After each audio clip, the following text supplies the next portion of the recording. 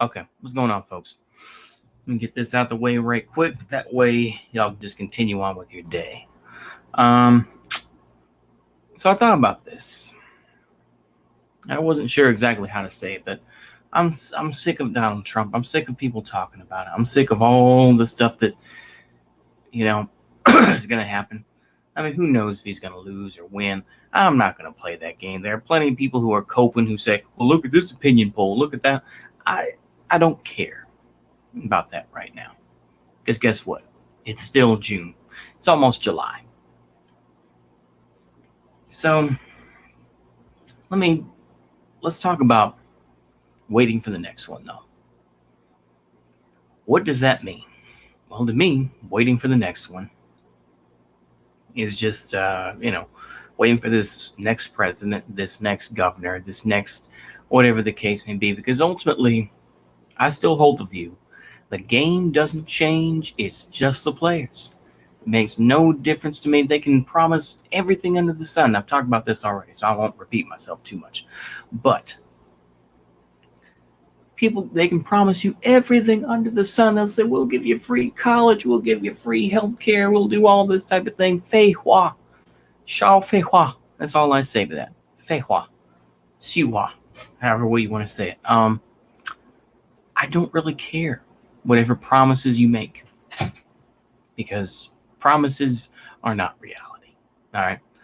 I can promise I'm going to lose 30 pounds by August.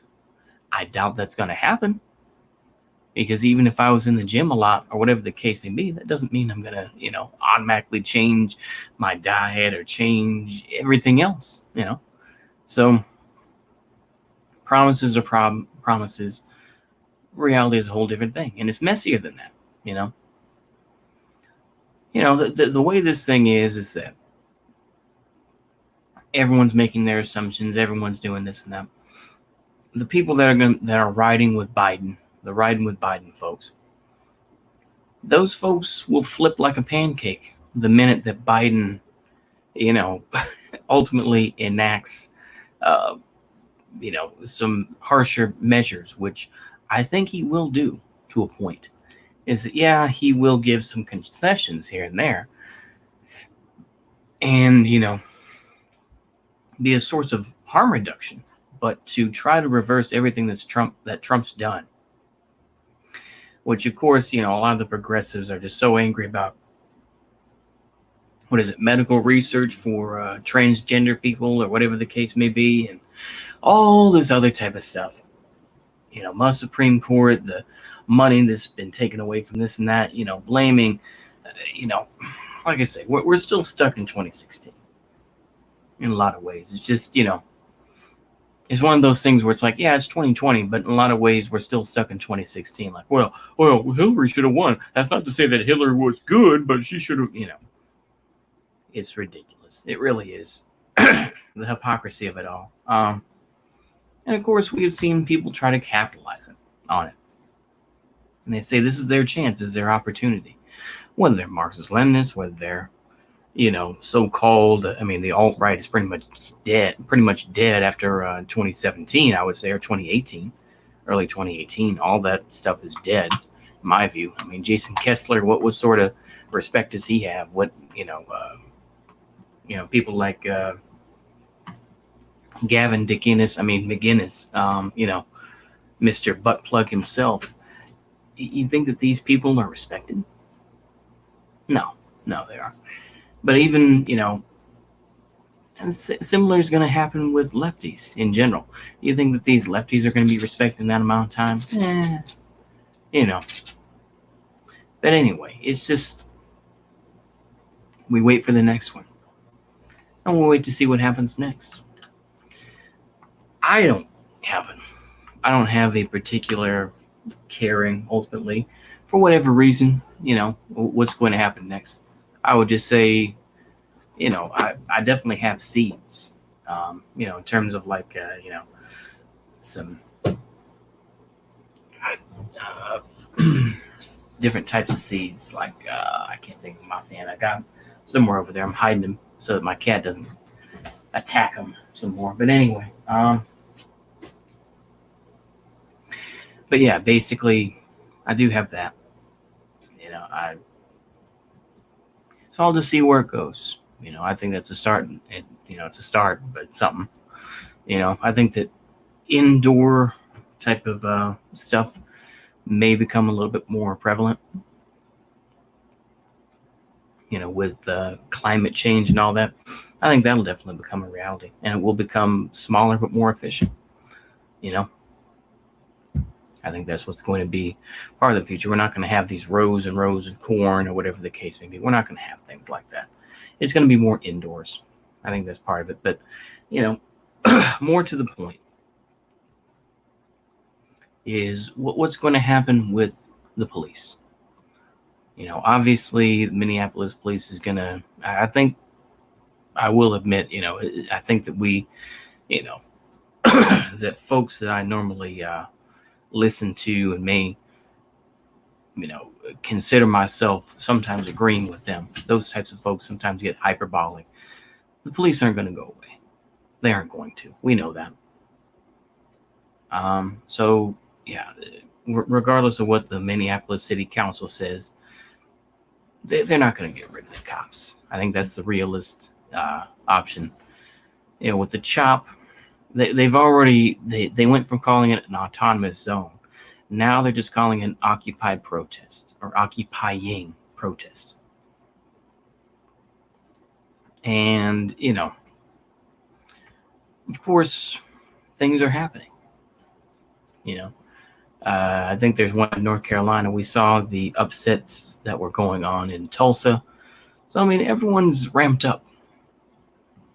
But no one is grabbing the gusto right now. Once again, the left in the United States, and of course, they can cope all day and say, oh, this is what happens when you, COINTELPRO and all this other stuff that happens. Yeah, that's fine. But if you were smart enough, you'd find some sort of way. But you guys got co-opted by shit libs and everything else, talking about gender and everything else. That's what has led you to this destruction, Just use the cat. She does that. But that's all we're doing. We're waiting for the next one. It's like a battle, or it's like being an infantryman. You're just waiting for the next one, the next battle. The next attack, the next attack that's going to happen on your position. The next town you're going to go through, and that's the mentality you need to have. The next day, the next this and that. You can have glorious, plans and visions. But in general, I'm not that type of guy. I'm not going to be that type of dude. It's nice to say, but it's not going to happen for me. All I can do is look to the next day. I can't really look that far back. I can't really look, deep into the future. I can BS and, pull stuff straight out of my ass, but, so that's all we can do is wait for the next one. And that's all we can do. And of course, let me make sure here, just in case someone does hear this and say, why were you making such military links by saying next battle or next, attack and all this type of thing? Well, maybe consider that foreshadowing. I don't know. But that's, me living in my American LARPy mind, so take that for what it is. But that's all we can do. I think that the true so-called radicals, the true people, the true groups of people and the individuals don't care about who the next president is. It's just the next one. That's all it is. It's the next person in line. That's it. It's the ones that were chosen by, I'm going to invoke the words of Bernays, but basically the invisible government. And of course, the invisible government, as people like Bernays said, is that they don't know each other necessarily, but they all, work together in one thing. Now, of course, when I say this type of thing, I remember hearing Vosh say these types of things. Oh, well, he's talking about Jews, this and that. He's just JQing all over the place, talking about Saagar Enjeti on Joe Rogan's podcast. I'm not going to just say the J word, but I will say there's plenty of honkies out there, plenty of old white folks who are involved with that too, and some black folks and some Puerto Ricans who are involved. Everybody's involved to a point. You know, it's all about how much clout they have. It's how intelligent they are, and how much they are trusted in the system. You know, you have to play it like that. You know, there's something else I want to mention. Basically, you know, we await. You know, we are just continuing grinding on through this summer. You know, day by day. You know, I don't see anything changing with the CHOP. You know, as I said on the very first video where we talked about Chaz, quote unquote, was the police and the military are not allowed to stage any attacks or any sort of, you know, MOUT training, which basically is, you know, urban warfare.